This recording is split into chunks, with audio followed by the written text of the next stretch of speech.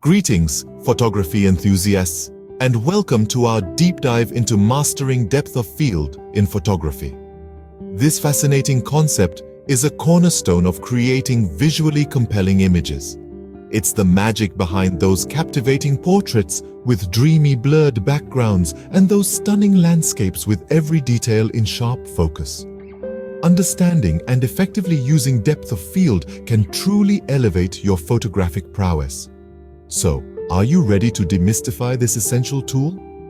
Join us on this journey as we unravel the magic of depth of field in photography.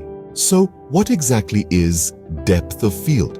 Simply put, it's the stretch of distance within a photograph where objects appear acceptably sharp. Picture a pebble lying on a sandy beach. If the pebble is in sharp focus and the distant waves are blurry, then you're looking at a shallow depth of field. On the other hand, if both the pebble and the waves are in sharp focus, you're seeing a deep depth of field. Now, there are three main factors that influence depth of field. First up is aperture, which refers to the size of the opening in your lens.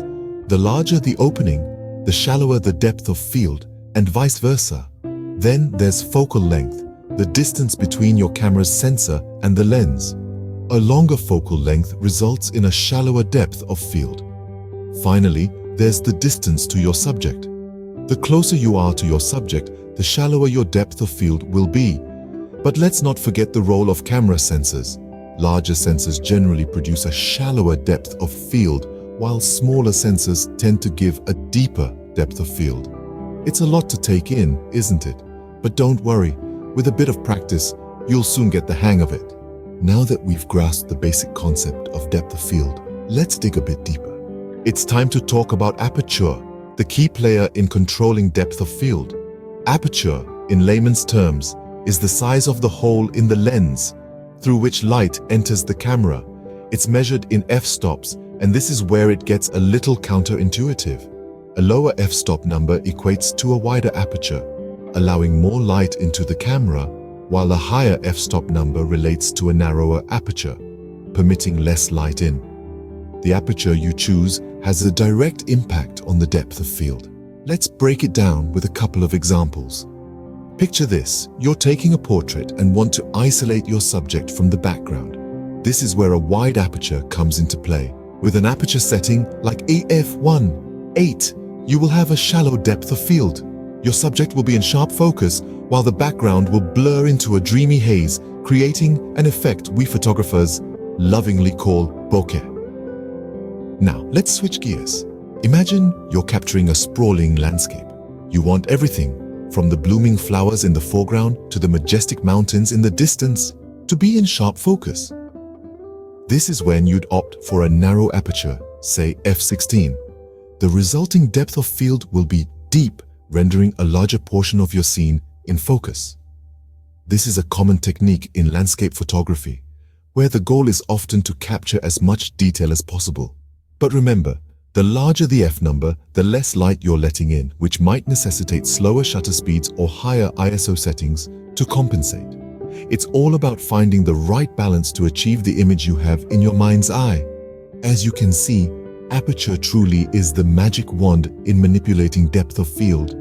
It's a powerful tool that, when wielded with intention and understanding, can greatly enhance your photographic storytelling. Depth of field isn't just about sharpness, it's a creative tool, one that photographers wield with precision to bring their artistic vision to life. A tool that can transform the mundane into the magical. Let's delve deeper into the creative effects of depth of field, starting with the beguiling bokeh. Bokeh, a term derived from the Japanese word for blur, refers to the aesthetic quality of the blur produced in the out-of-focus parts of an image. It's that dreamy, creamy blur that gives photos a romantic, ethereal quality. The magic of bokeh lies in its ability to add depth and dimension to an image, creating a sense of distance between the subject and the background. But it's not just about blurring the background. It's about how the light interacts with that blur, creating pleasing patterns and shapes. To achieve a pleasing bokeh, use a wide aperture. The wider the aperture, the more pronounced the bokeh effect. But what if you want to draw attention to your subject? That's where subject isolation comes into play. By using a shallow depth of field, you can make your subject stand out against a blurred background. This technique is especially effective in portraiture, where you want your subject to be the star of the show. It's also useful in macro photography, where you want to highlight the intricate details of your subject. But remember, subject isolation isn't just about blurring the background. It's about choosing the right background that complements your subject without stealing the spotlight. Depth of field is more than a technical concept. It's a powerful storytelling tool. It allows you to guide your viewer's eye to focus their attention on what matters most in the image. It's the difference between a snapshot and a photograph that tells a story, that evokes emotion, that captures a moment in time. With these techniques, you can see how depth of field can add that extra zest to your photos. But remember, mastering depth of field takes practice and experimentation. So grab your camera, get out there, and start exploring the creative possibilities of depth of field. Armed with this knowledge, let's look at some practical tips for mastering depth of field. First, let's delve into focusing techniques. Whether you're using autofocus or manual focus, achieving a precise focus is crucial. With autofocus, consider using the single-point focus mode. This allows you to select the exact point in your frame that you want in sharp focus. If you're shooting a still subject, you may consider using manual focus. While it can be a bit more challenging, it gives you complete control over what's in focus. Use the magnification feature on your camera to zoom in and fine-tune your focus. Now, onto composition considerations. Depth of field isn't just about what's in focus and what's not. It's a powerful tool that can significantly influence the overall composition of your image.